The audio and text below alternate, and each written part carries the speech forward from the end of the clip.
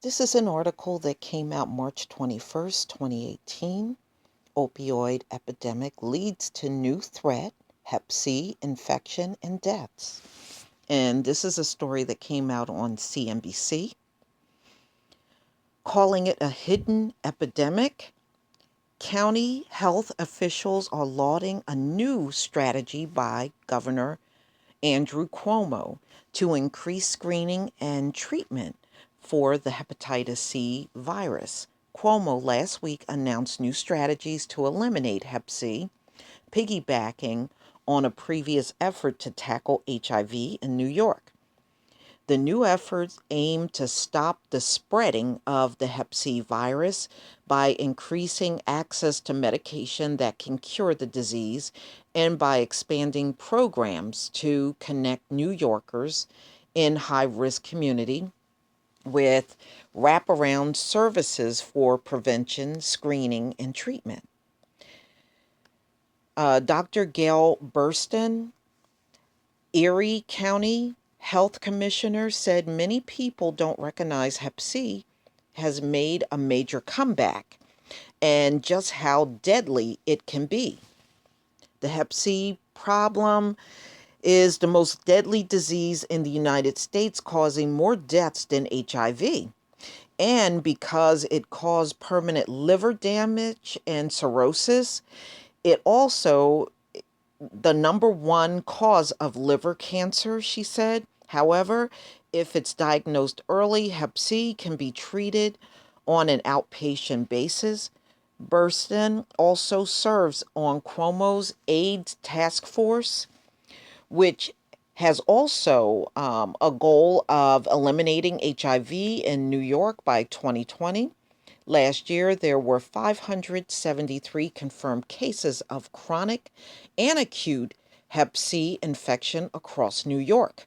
For Western New York, the state reported an infection rate of 89.9 per 100,000 population compared to a statewide rate of 73.9 cases per 100,000. The incidence of Hep C has been growing along with opioid addiction that leads to heroin use, especially among young people 20 to 40. Acute cases reported have risen by 75%, and over 80% of those were among young people. Half of cases were women, and nearly 86% of those infected reported a history of injection drug use. Worse, Burston said, many of those women are of reproductive age. So we have to worry not only about infection among these women, but we have to worry about vertical transmission during pregnancy and how to manage those newborns, she said. Governor Cuomo's plan calls for increasing funding for Hep C prevention, testing, and treatment programs, such as education, patient navigation, and HCV prevention programs in primary care and other settings. The administration has also expanded an HIV/AIDS rental assistance program, which will cap income contribution towards rental costs of 30%.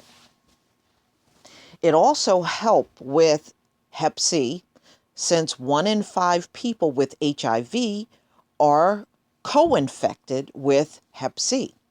Getting physicians and hospitals to encourage younger people to be screened is important too, along with revised recommendations from the U.S. Preventive Services Task Force, which has traditionally recommended universal screening only for baby boomers because most people don't have symptoms until they're very sick. They just don't know to ask. We really want to make sure that people who are at risk be identified as infected, Similar to HIV, she said, people who are infected don't have symptoms for a very long time, but there's still a lot of inflammation to their liver, causing damage and leading to development of liver cancer, but it will kill if not treated.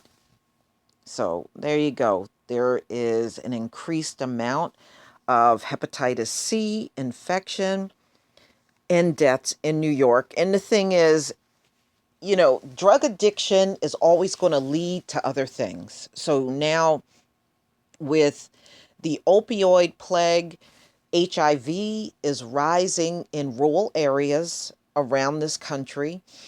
You have hepatitis A, hepatitis B, hepatitis C, which is rising. And of course, we know about the overflow of bodies in the morgues. And these medical examiners are really doing a lot of overtime these days because of all the drug deaths in America.